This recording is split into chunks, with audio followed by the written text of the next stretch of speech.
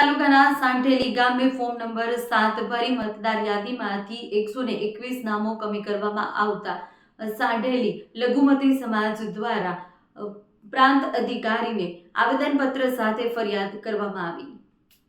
હાલ મતદાર યાદી સાથે છેડછાડ સમગ્ર ગુજરાતમાં ચાલી રહી છે, જેના કારણે સમગ્ર જિલ્લાઓમાં હાહાકાર મચી ગયો છે।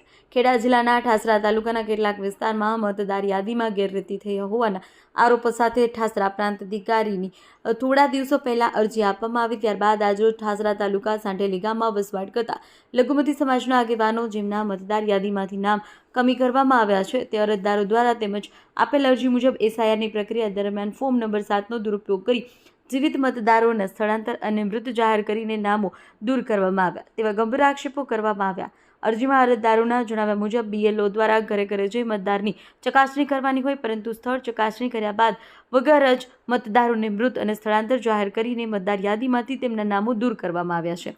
અરજીમાં અરજદારો દ્વારા એક ચોક્કસ લઘુમતી સમાજને ટાર્ગેટ બનાવવામાં આવી રહ્યું છે બાબતે સાહેબ જણાવવામાં આવી અને ફોર્મ નંબર 7 ભરવાની કચેરીના સીસીટીવી ફૂટેજમાંથી શોધવામાં આવે ગમે તે સમાજનું હોય તેને પકડી કડક સજાની માંગણી કરવામાં આવી।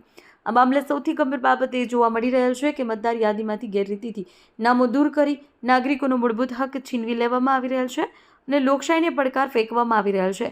બાબતે સમગ્ર મામલે યોગ્ય અધિકારી દ્વારા નિષ્પક્ષ તપાસ કરવામાં આવે, જે તે જવાબદાર અધિકારીને ફોર્મ નંબર 7 ભરીને આપનાર તમામ સામે એફઆઈઆર દાખલ કરી કડક કાર્યવાહી કરવામાં આવે તેમજ મતદાર યાદીમાંથી દૂર કરેલ નામો ફરીથી ઉમેરવામાં આવે એવી અરજી કરનાર અરજદારે પ્રાંત અધિકારી સમક્ષ માંગણી કરેલ છે।